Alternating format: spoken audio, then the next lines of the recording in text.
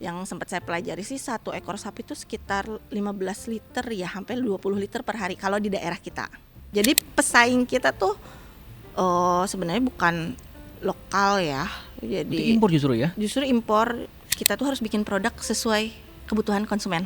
Oke, harus tahu pasar ya. Walaupun yang viral-viral itu, yang aneh-aneh itu bisa bikin tapi viralnya sesaat doang. Exactly. Oke. Kementerian Perindustrian Indonesia tuh yang waktu itu tuh bikin IFI, Indonesia Food Innovation ya. Nah, kami salah satu pesertanya. Kemudian nggak jadi juara 1, 2, 3 sih, cuman masuk 15 sampai 20 besar. Mungkin ada tips atau tips lah dari Kak Intan nih bagi penonton Cuaniki nih. Marketing 4P. Apa tuh 4P? Jangan ngomongin cuan tanpa Don Cuan. Di episode kali ini Don Cuan kedatangan tamu jauh-jauh nih dari Bandung datang ke PIK 2 untuk ngobrolin soal perkuean, tapi ini lebih ke mozzarella. Kali ini saya datang dengan Kak Intan dari Ganesha Sora Mozzarella ya? Iya, betul. Betul. Kak Intan, selamat datang. Selamat datang, terima kasih. Oke. Tadi perjalanan berapa lama nih dari Bandung? Mungkin sekitar 4 jam ya. 4 jam? Pagi-pagi macet. Oh, emang begitu sih ya.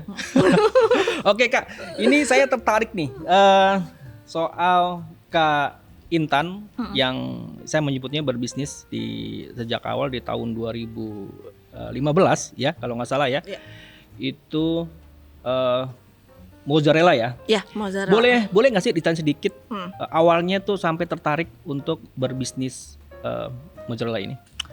Oke, awalnya sih sebenarnya melihat peluang ya. Jadi walaupun sebenarnya basicnya emang ada keluarga memelihara sapi tapi kecil-kecilan, terus melihat peluang di daerah Lembang karena kebetulan tinggal juga ada rumah keluarga di Lembang. Terus wah sepertinya di Lembang baru ada pada saat itu ya 2015 itu cuman ada susu murni, kemudian yogurt.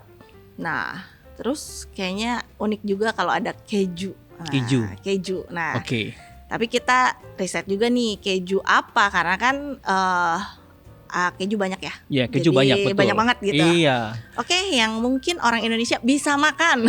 Iya, bisa makan keju ya. Iya. Oke. Ya udah, jadi akhirnya kita kayaknya mozzarella bisa dimakan deh sama orang Indonesia gitu ya. Orang Indonesia. Jadi mudah dan nggak terlalu ribet lah bikinnya. Jadi ya udahlah, akhirnya kita lahirkan lah mozzarella itu. Mozzarella itu ya. Tadi di awal disampaikan ada sapi ya. Boleh tahu ada berapa sapi sih awalnya itu? Awalnya kalau moto awalnya itu benar-benar cuma 2 pertamanya. Terus, 2 biji? Iya 2 biji. Terus kan lahir kita rawat karena kan itu punya keluarga ya. Ya mungkin sekarang ada 8 atau 10 lah. Cuman emang kalau untuk kapasitas produksi kita itu belum mencukupi kalau cuma segitu gitu. Oke, Kak Intan, tuh dulu basicnya ada nggak sih ke jualan kecil-kecilan gitu atau memang itu baru pertama kali? Bisnis baru pertama kali ya memproduksi dengan kapasitas yang cukup besar produk gitu, itu emang baru pertama kali. Sebelumnya cuman ya jualan ala kadarnya lah, punya produk terus jualin gitu, udah gitu doang. Oke. Nah untuk awal-awal itu ketika memulai bisnis ya mozzarella ini, apa kesulitan di awal itu? Karena tadi kan ini baru pertama kali kan, meskipun tadi diceritakan di awal orang tua ada basic punya sapi menghasilkan susu gitu kan dan bisa menghasilkan si mozzarella ini juga secara hilir ya, gitu. Mungkin boleh sedikit diceritakan soal itu. Yang paling susah sih ya pertama kita cari gimana cara bikin mozzarella. Nah itu bukan cuman kita juga riset juga ya, itu kita datang belum sampai ke luar negeri sih, cuman memang di sekitar kita juga ada Indonesia memproduksi beberapa produk keju gitu. Kita belajar ke misalnya ke Sukabumi, terus ke Jogja, ke Malang gitu. Kita belajar juga gitu.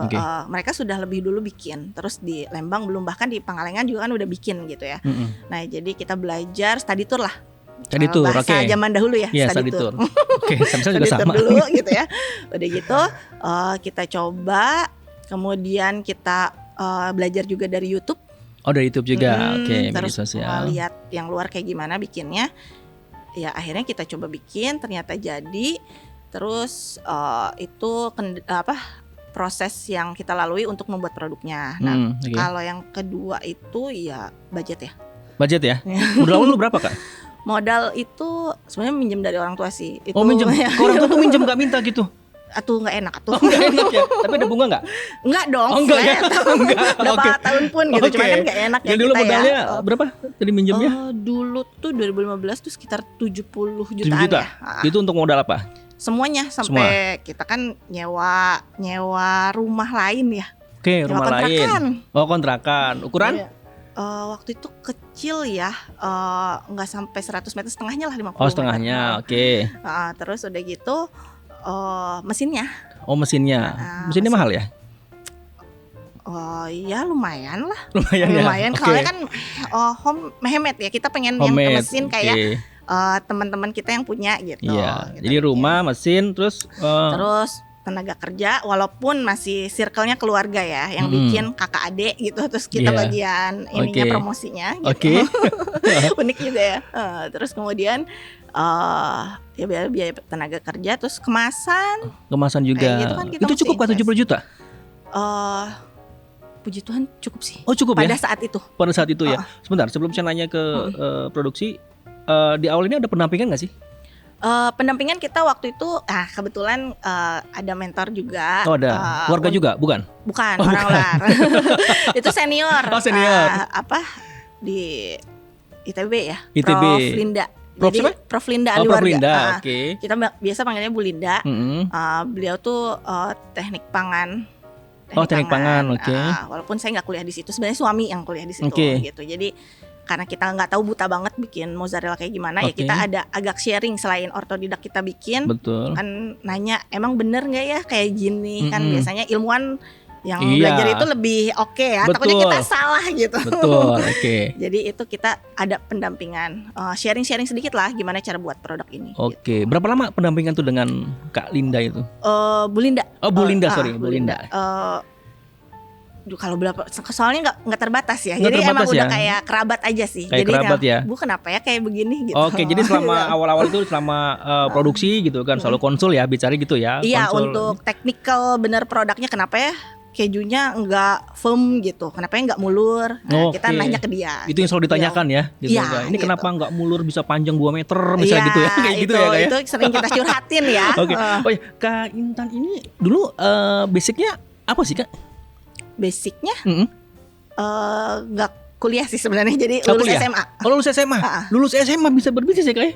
Iya, tapi tidak disarankan Oh, ya. tidak disarankan ya. Jadi saya punya anak jangan lulus SMA dong, kecuali dia punya potensi gitu. Oke, oke. Apa-apa. Kak, di awal di awal-awal buka bisnis ini boleh tahu berapa hasil produksinya itu per hari mungkin gitu? Masih sedikit sih ya, karena pada saat itu kan mungkin kalau disebut puluhan kilo doang. Puluhan kilo doang ya. Puluhan kilo doang, dan Oke. itu awal-awal tuh setelah udah settle, kita udah sewa kontrakan, mesin udah ada, itu kan kita bikin nih. Nah dari risetnya udah berhasil nih. Nah kita Oke. bingung jualannya kemana. Nah, Oke. bingung kan? Oke. Nah pada saat itu kita ngetokin pintu, bukan kita sih, saya ngetokin pintu, nyari di internet UKM mana yang waktu itu mozzarella cukup belum familiar. Di area Bandung. Di 2015 itu belum Ini- masuk kayak kondok ya, area Bandung ya. Area Bandung ya, bukan Bandung. bicara nasional ya. Bukan, Area Bandung aja ya. Karena kalau kita tahu kan Bandung itu tempat tujuan Kuliner. wisata. Karena saya juga kadang-kadang kalau ada duit ya, 2 minggu sekali saya main ke Bandung, mampir ke toko sebelah itu ya yang isinya sama mungkin produknya ya susu gitu. Tapi kan murni ya. Kalau ini kan sudah dihilirisasi menjadi mozzarella seperti itu ya. Oke, lanjut. Jadi di awal tadi produksinya masih puluhan, terus seiring berjalan waktu Kita bisa mungkin kapasitas untuk saat ini tuh sekitar kapasitasnya doang ya. Ya bisa dibilang 120 kilo. 10 kilo. Hanya Oke. kapasitasnya doang Oke. per hari gitu. Terus untuk menjaga kualitas gitu kan, itu gimana Kak kualitas dari si mozzarella itu sendiri? Nah, kita tuh memang bikin keju mozzarella agak beda dari yang di pasaran. Menarik nih. Apa yang Pertama, beda? mungkin kita bukan mungkin lagi ya, kita bikin dari whole milk, jadi susu asli. Susu Karena kan asli ya, emang sapi kita itu ya. memanfaatkan susu yang dihasilkan dari daerah Lembang ini. Oke. Nah, susunya kan susu murni nih, Susu murni. kandungan lemaknya apanya gitu. Betul. Itu terus kita ngecek pakai alat kita. Jadi kita mau susu yang speknya minimal standar SNI lah.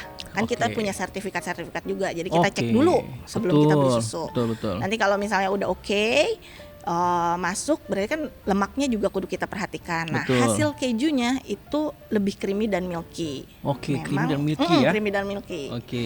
Sengaja kita bikin itu. Betul. Karena pertama ya lain produksinya baru satu misalnya keju mozzarella. Jadi Oke. kita bikin memanfaatkan itu. Oke, Kak, di pasaran itu kan banyak banget ya mozzarella atau keju-keju sejenis ya. Itu yang membedakan dengan keju yang diproduksi oleh Kak Intan sendiri dengan yang di pasaran itu apa sih yang membedakan? Apakah memang sama-sama berbahan susu atau memang ada campuran lagi yang lain? Kalau yang lain-lain ya kita lagi nggak mau cek. Iya, mungkin yang sepengetahuan kita saya ya Ya. di produksi, teman-teman lain juga mungkin bisa pakai bahan susu, tapi mungkin pakai yang skim. Oh, ada Jadi skimnya. Oke. Jadi mungkin perusahaan yang besar tuh lain produksinya Oke. banyak ya. Nanti dari beli susu dijadiin butter, dijadiin keju, dijadiin yogurt, dijadiin Oke. ricotta gitu. Jadi Oke. mereka mungkin dari susu bisa jadi semua. Nah, sedangkan kita kan cuman satu ya, baru Oke. mozzarella doang. Makanya hasilnya berbeda. Ada yang teman-teman di luar sana mungkin ada yang pakai susu skim Mm-mm. untuk jadi keju mozzarella, tapi Ya. jadi rasanya kurang, agak hambar. Oke. Nah, kalau kita pakai whole milk, pakai susu yang masih ada lemaknya, yang lekoh lah. Kalau Lekoh bahasa ya? Sundanya apa ya? Sundanya. Lekoh itu apa ya? Lekoh kalau apa ya? Di sini ada yang orang Kental. Sunda. Lekoh. Hah? Wah, gitu ya? Gitu lah pokoknya. Iya. Oke. Jadi lebih creamy kalau yang kita gitu. Lebih creamy ya. Kak, saya penasaran sih sebetulnya dari sapi ya, sapi susu gitu kan diperas ya kan, lalu diolah lagi jadi produk yang kakak Lain. punya nih gitu kan. Nah, itu untuk menjaga agar kondisinya itu tetap terjaga segala macam, itu seperti apa Kak? Mungkin boleh diceritakan. Karena saya jujur karena saya nggak pernah lihat langsung nih. Untuk ini sih yang penting-penting aja ya kayak misalnya pasteurisasi itu penting banget karena kan kita dari susu murni. Jadi kita Itu kan sangat harus- rawan kan? Iya. Sangat rawan apa kena bakteri apa Betul, gitu kan? iya karena Oke. beneran diperas beneran. Betul. Jadi kita harus proses pasteurisasi dulu kalau di tempat kita. Nah, pasteurisasi itu kan berhubungan dengan suhu ya. Nah, Oke. saat ini kita pakai termostat yang awalnya cuma termometer yang Oke. di tempat kimia itu loh yang Oke, dicolokin iya gitu. iya betul. Nah, terus sekarang kita termostatnya otomatis. Oke. Nah, kemudian proses pasteurisasi, proses pengasaman juga itu sangat penting. Wah, pengasaman juga. Pengasaman oke. tuh penting karena bakal jadi kayak kalau asamnya kurang atau asamnya lebih itu dapat menghasilkan mozzarella yang seperti apa. Oke. Gitu. Nah, pengasaman itu kita perlu pakai pH meter lah ya. Jadi harus diukur. Sedetail itu ya.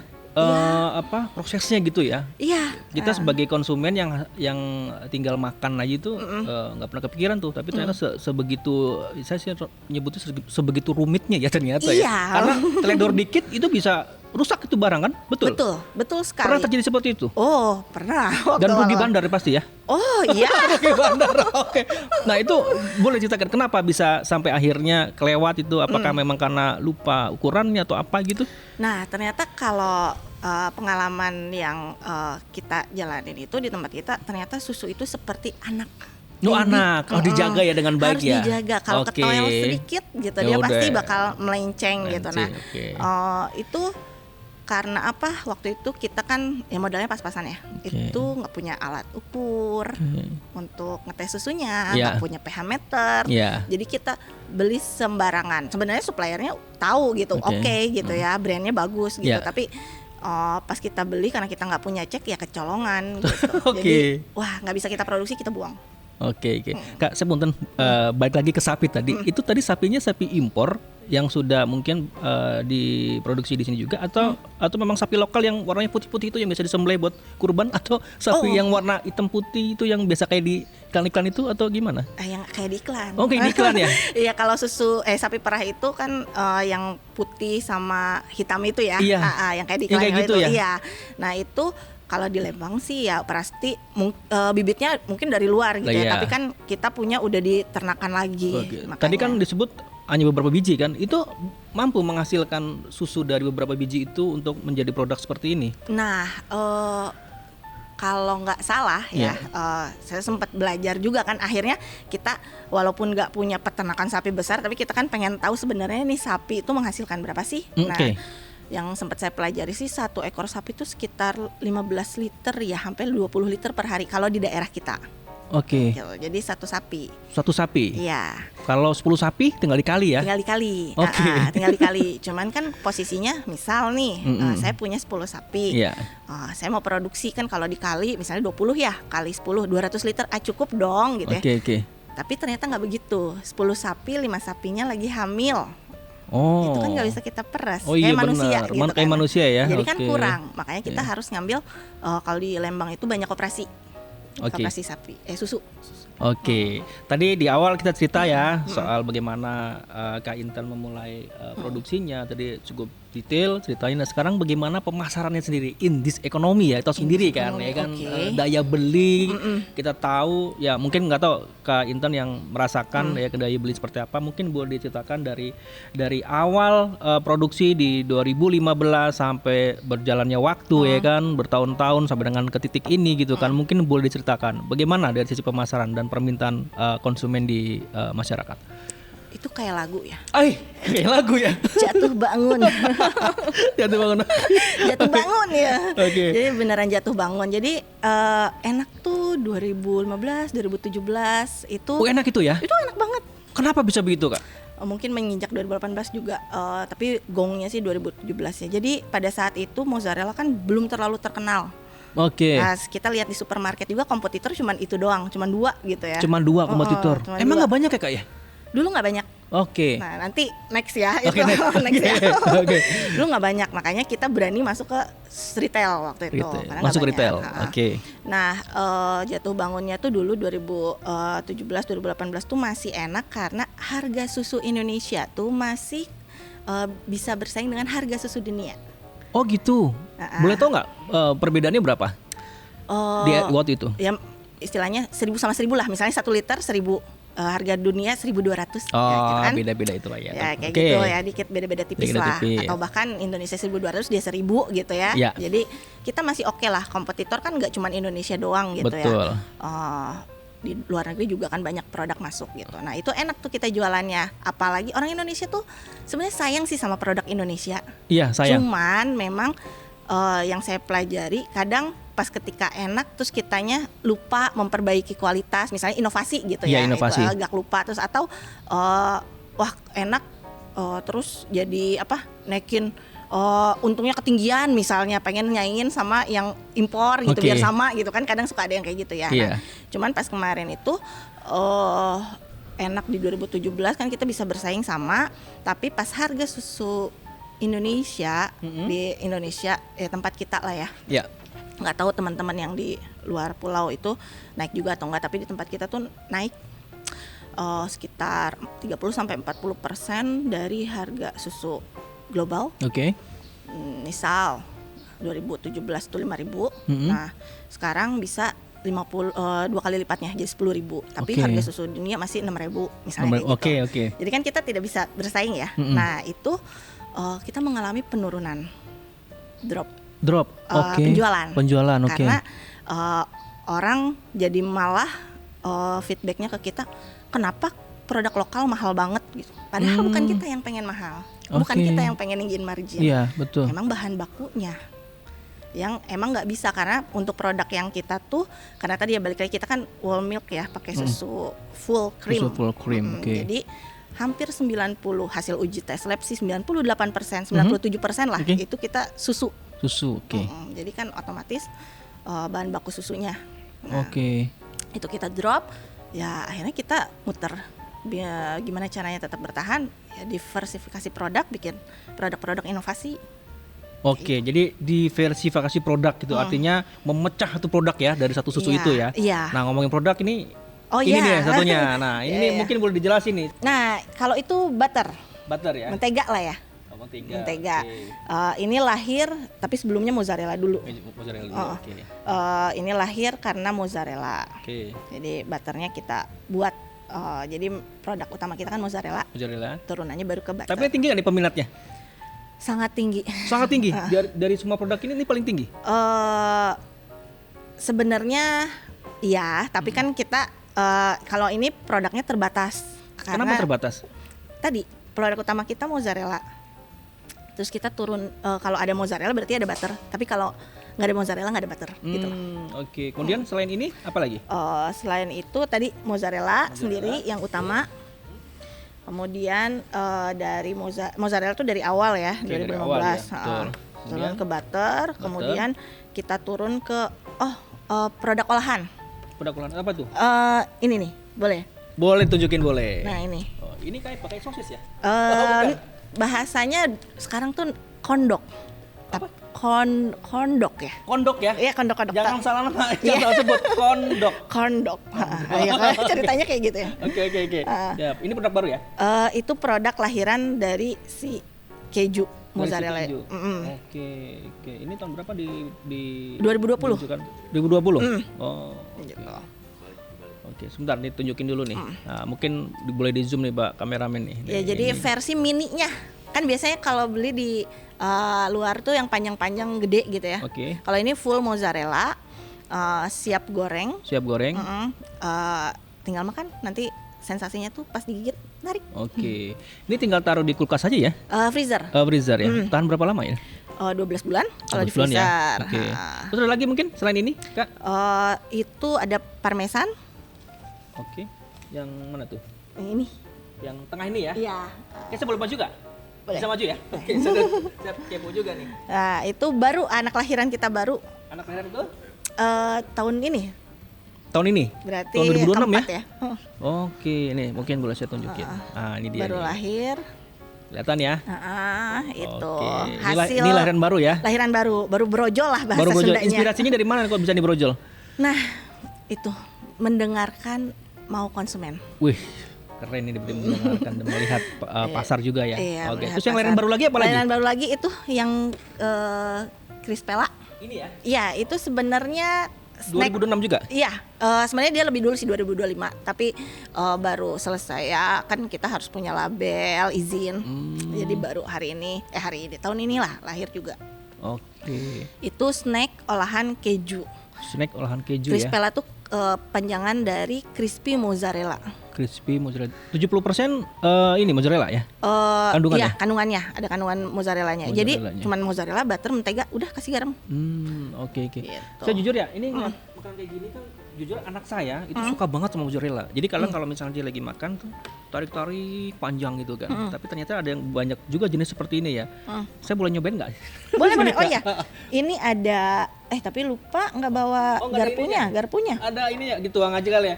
Tuang. Ada yang mau nyoba juga nggak di sini kira-kira? Cobain. Caranya coba nyobain dia. Kita biar dari Bandung langsung loh ini. Iya, langsung bikin. Ya, kita cobain dulu ya. Ah. Aduh, ini. Tapi ini Apa-apa, pure ambil. keju ya? Iya, pure susu. Pure susu. Kita coba dulu. Coba nyobain dulu deh mendingan. Ada mau nyobain nggak kameramen? Sisain aja nanti. Sisain boleh. Ini keju ya? Iya. Terus kalau yang ini apa? Nah, kalau ini nanti kita lagi mengandung bahasanya. Lagi Saus. mengandung. Oh, saus. Saus Ini keju. anaknya campurannya buat roti-roti gitu ya? Betul, yang kering-kering itu. Nah, ini emang mendengarkan permintaan konsumen juga. Konsumen juga, oke. Rasanya enak banget sih, emang susu banget Susu ya. banget ya. Iya. Jadi ini tester ya? Iya, ini tester juga. Jadi saya tester nanti aja belakangan deh. Iya, boleh. Nanti Gitu ya. cobain ya. Oke, tadi Kak Intan menjelaskan berbagai produk yang sudah didiversifikasi, ya kan, jadi berbagai jenis produk, dan ini juga telah melihat dari antusiasme pasar gitu kan. Nah, bagaimana pemasaran itu di lapangan? Apakah ini langsung ke misalnya level perusahaan gitu kan, atau mungkin secara ini aja ketemu konsumen jual atau yang lainnya? Kalau di tempat kita tuh memang berbagai macam ya. Ya. Ada yang pakai langsung ke konsumen. Oke. Ada lewat distributor ya.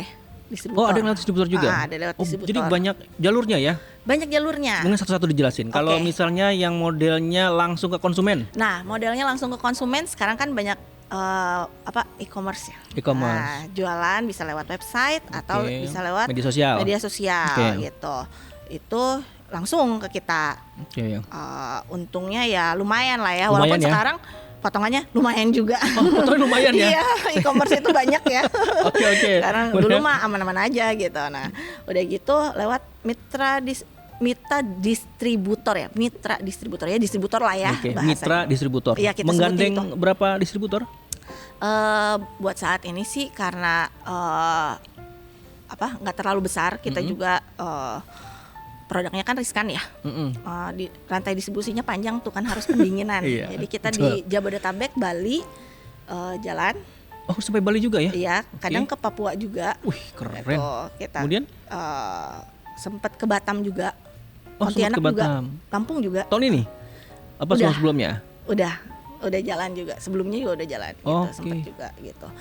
Jadi itu untuk lewat distributor. Distributor. Buat kita yang UKM ya, industri kecil lah ya. Mungkin distributor kalau buat kami ya cukup membantu untuk mendistribusikan.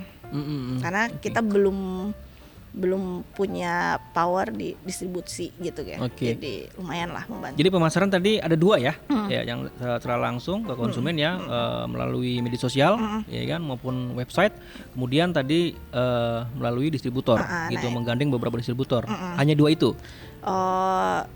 Ya, yang langsung ke distributor kan nanti ke retail retail, modern ya. betul. Supermarket gitu. Kita juga ada sih, tapi hanya di daerah Bandung aja. Oke. Langsung ke supermarket. Dari dua jalur itu yang paling cuan yang kedua tadi kali ya, distributor ya. Iya. Enggak juga. Yang paling enak untungnya tinggi itu sebenarnya yang langsung jual. Oh gitu. Tapi kan volumenya sedikit. Iya, volume ya. Iya, Kita karena bicara langsung volume. ke ibu rumah tangga pasti kan mau nggak beli 10, mana mau gitu kan, Iya, pasti iya, mau betul. beli satu tapi macem-macem Oke, gitu. Nah, kalau oke. distributor kan lebih ke kuantitinya banyak, tapi kita juga mikirin dia juga kan. Oke. Jangan sampai harga produk kita di konsumen itu malah jatuhnya lebih mahal. Oke. Atau maksudnya bukan lebih mahal ya, mahal itu relatif gitu. Cuman jangan sampai jadi masa barang segini harga segini gitu aja sih. Jadi kita justru mikirin harga terakhir di konsumen, biar dia pengen cobain, kita tuh mikirin gitu. Oke, secara volume melalui distributor itu berapa ini ya, sebutannya ton atau apa ya kalau ke distributor itu? Untuk Ya semua bisa, produk ini. kalau kita sih ada MOQ-nya ya. Oke. Misalnya berapa ratus kilo gitu. Oh, oke. Itu via distributor ya. Iya. Rata-rata mungkin itu hitungan apa? Per minggu, Biasanya bulan ya. Per bulan? Karena kan kita perlu setting juga. Karena Iya. ada beberapa distributor, jadi jadwal produksi sama susunya kan ya tadi sapinya harus melahirkan dulu, Iya. dapatnya kurang gitu. Jadi kita setting ternyata sebulan sekali. sebulan sekali ya. Jadi sekali drop itu lumayan ya. Iya. Ini ya. Belum packagingnya segala macam ya. Iya, nah itu kita UKM gitu ya. kan. Kemasan tuh menjadi challenge juga. Jadi harus tampil cantik, jangan UKM banget lah gitu kan ya. Iya. Itu gimana caranya? Tapi sekarang banyak banget vendor kemasan yang emang udah cantik-cantik lah ya, gitu, Iya, menggoda gitu. Jadi bikin yang tadinya jelek jadi bagus. Kayak gitu. cewek ya, menggoda ya. Untuk mengakomodir tadi jumlah yang cukup besar gitu kan untuk skala konsumen langsung maupun oleh distributor gitu kan. Berapa SDM yang dikelola saat ini? Untuk Untuk karyawan lah gitu. karyawan di pabrik? Kita sekitar 7 sampai 10 ya. 7 sampai 10 Iya. dengan kapasitas berapa ini? Produksi per harinya sekarang? 120 kilo, 100 sampai 120 Saat ini kilo. ya? Oke, Kapasitasnya. Kapasitasnya ya. Oke. Berarti Per hari. Per hari ya. Iya. Oke. Terus ini kan tadi saya di awal sempat bertanya bagaimana daya beli masyarakat saat ini ya. Ada yang istilah sekarang tuh bilangnya indeks ekonomi gitu kan. Indeks ekonomi, Nah, oke. itu gimana ininya permintaannya sendiri? Maksudnya apakah tadi ada tren penurunan gitu kan di saat ini ya kita bicaranya, atau justru enggak sama sekali? Mau jujur apa bohong? Jujur lah, jadi kita Oke, biar tahu jadi juga. biar tahu juga ya. Untuk mozzarella sendiri dari tahun ke tahun untuk produk itu sebenarnya mengalami penurunan. Nah, tapi kan gimana cara kita bertahan? Makanya melahirkan semuanya. Akhirnya Iya. kita masih ada sampai hari ini. Iya. Nah, kalau untuk kasusnya mozzarella tuh kenapa mengalami penurunan? Karena dulu yang tadinya di supermarket cuman ada 2, terus sama kita jadi 3. Sekarang udah jadi 10. Jadi 10 ya, oke. Terus kitanya sendiri, jadi kita yang ke 11 atau ke 12 gitu. Nah itu Oke. persaingannya. Jadi bukan Kita cek tuh justru mozzarella impor ya yang banyak datang ke Indonesia ini. Oh, impor ya? Impor. Jadi pesaing kita tuh sebenarnya bukan lokal ya. Itu Jadi impor justru ya? justru impor tuh banyak merek-merek yang ya aneh-aneh lah, maksudnya yang dulu kita nggak tahu sekarang ada gitu. Kalau merek yang dari dulu kita udah tahu gitu dia gitu. Cuman sekarang banyak yang baru-baru dan itu cukup menghantam ya. Masalahnya menghantamnya di mana? Jadi harga grosir mereka, ya, harga produk mereka udah jadi keju nih, harganya jauh lebih murah dibanding harga bahan baku kita. Oke. Gitu. Jadi misal bahan baku kita susu harganya 1.000 seliter. Harga produk keju dia udah terbang nih ya. Oke. Nyampe di supermarket harganya udah dikasih ke konsumen. Iya. 1.000 juga, tapi udah jadi keju gitu. Oke. Jadi sebegitu bebas ya pasar bebas ya. Gitu Iya. kan, barang itu masuk ke dalam negeri gitu kan, dan ya akhirnya kita ya bergelut dengan ini ya persaingan yang begitu ketat gitu kan. Iya. Antisipasinya apa Kak Intan nih untuk bersaing dengan sebegitu banyaknya produk yang masuk, terutama tadi dari basisnya impor itu? Kalau kita sih lebih ke identitasnya kita. Kan banyak rata-rata yang impor itu taste-nya mungkin orang mengenal mozzarella kan hambar gitu ya. Oke. Nah, kita bikin yang beda nih, yang creamy, yang milky. Ya. Jadi kita stuck di situ. Identitas kita keju mozzarella yang creamy milky. Kemudian kita juga bikin tadi beberapa macam produk. Dan mengenalkan, kan kalau kita nggak punya biaya besar untuk iklan, kita tuh ada di tempat kita tuh mengenalkan produk keju mozzarella. Orang bisa datang langsung ke tempat kita, terus bikin keju mozzarellanya, sehingga orang yang datang ke situ tuh, oh ini loh keju mozzarellanya kita tuh dibikinnya dari susu beneran. Nah dari situ kan kita edukasi nih, jadi edukasi ke konsumen. Produk kita ada di situ. Oh, yang ini saya pernah lihat nih di supermarket. Sebenarnya mereka tahu. Iya. Tapi dia mau kok beli di tempat kita. Banyak lagi gitu kan. Untuk rumah tangga misalnya paling sedikit tuh 10 atau 5 gitu kan. Mereka tuh tahu, tapi kitanya kurang. Nah, dan ya itu salah satu kita buat bertahan sih. Jadi langsung kenalin konsumen datang ke tempat kita. Dari diversifikasi produk ini juga kalau nggak salah dapat penghargaan juga dari Kementerian Perindustrian ya? Oh iya. Masuk top 15 ya? Enggak? Iya, 15 apa 20 gitu kalau nggak salah. Boleh ceritakan itu? Jadi tahun 2021 ya kalau nggak salah. Nah, Kementerian Perindustrian Indonesia tuh yang waktu itu tuh bikin IFI, Indonesia Food Innovation ya. Nah, kami salah satu pesertanya. Kemudian nggak jadi juara 1, 2, 3 sih. Cuman masuk 15 sampai 20 besar. Nah, itu mereka melihat mungkin peluang dan nggak banyak juga kita di Indonesia bikin keju ya bergelut gitu kan. Jadi mungkin dari situ inovasi yang kita buat tuh mozzarella tapi ada 3 varian. Nah yang satunya kan kita bikin tuh emang buat topping.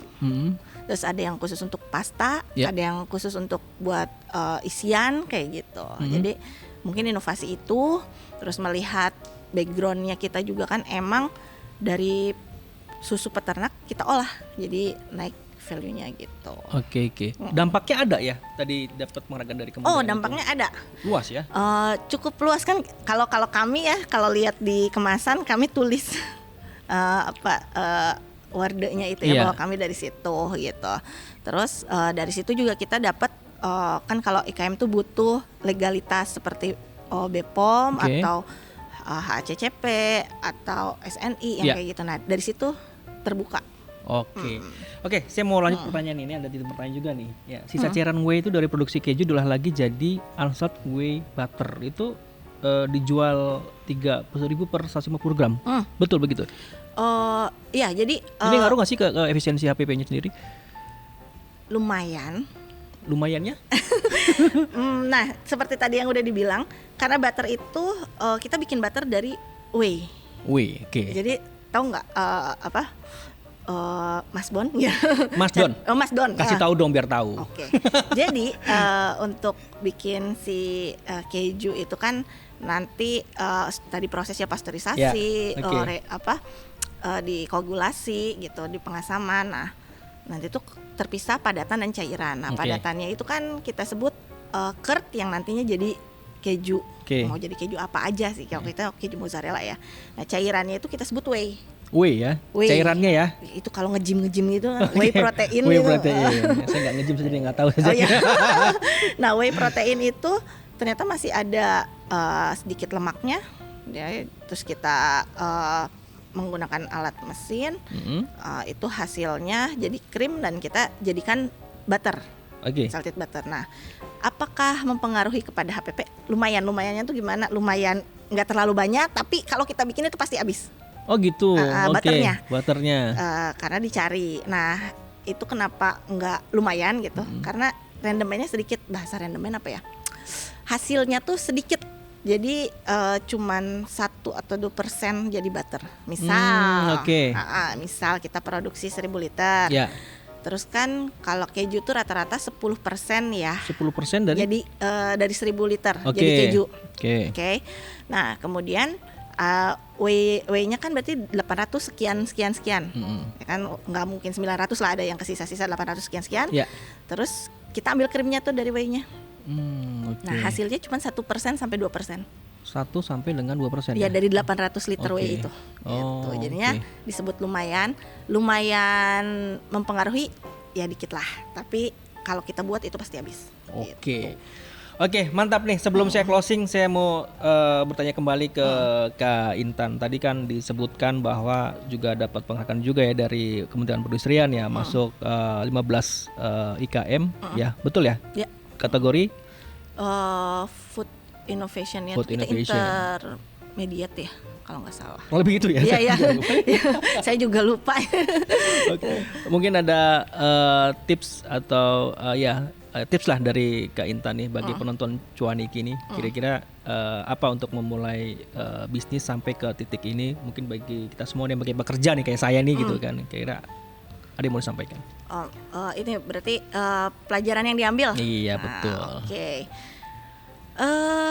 Pertama sih ya, pelajaran yang diambil itu menurut aku ya, setelah belajar di IV itu, kita tuh harus bikin produk sesuai kebutuhan konsumen. Oke, harus tahu Oke, pasar ya. Harus tahu pasar. Walaupun yang viral-viral itu, yang aneh-aneh itu bisa bikin oke. Tapi viralnya sesaat doang. Exactly. Oke. Itu pernah dicoba soalnya. Kalau dicoba nggak tahu Iya, emang benar-benar itu- cuma sesaat doang ya? Iya. Oke. Sesaat banget gitu ya. Siap. Nah, itu kan berpengaruh kepada HPP, harga Betul, jual kita gitu. betul. Apakah ternyata ada, ternyata bahan ini naik nih 1000, tapi kita nggak notice gitu. Oke. Ternyata kan kalau kita produksinya banyak, Betul. 1000 liter, 2000 liter gitu. Kalau dikaliin kan gede. Nah, itu Oke. kalau nggak dipelototin tiap bulan, ya zong lah. Itu terus dipantau banget ya, kayak Iya. tadi kan disebutkan di awal bahan baku itu kan mengalami kenaikan dari Iya. mulai susunya bahkan packagingnya plastik. Kita Iya, tahu kemarin tuh beberapa bulan lalu harga plastik tuh melonjak tajam kan, dan itu pasti merasakan juga kan. Betul. Itu juga ada cacat juga gimana caranya harga tetap nggak terlalu mahal tapi di pasar tetap laku juga. Tapi kan sisi lain plastiknya mahal gitu. Itu kan waduh, saya kebayang Iya. deh rumitnya tuh. Itu rumit banget. Iya kan ya? Iya, makanya Itu baru plastik, belum yang lain, Belum belum yang garam lain. misalnya gitu kan. itu iya betul banget. Nah kan, itu semua serba naik, makanya ini, aduh, mungkin Iya. ada ini kali masukan ke pemerintah ini juga menjadi notis juga ya ke pemerintah agar memperhatikan ya tadi itu dia tadi ya, Iya. bahan-bahan untuk kebutuhan Industri. utamanya industri Iya. UKM gitu ya. UKM, IKM tepatnya. IKM ya tepatnya ya. Iya, industri Oke. kecil. Oke, Kak Intan, terima kasih diskusinya yang begitu menginspirasi bagi saya dan bagi penonton Cuaniki semuanya. Semoga ini menjadi inspirasi kita semua ya, dan bagi penonton Cuaniki. Jangan ngomongin cuan tanpa don cuan. Oke, terima kasih. Terima kasih banyak. Thank you.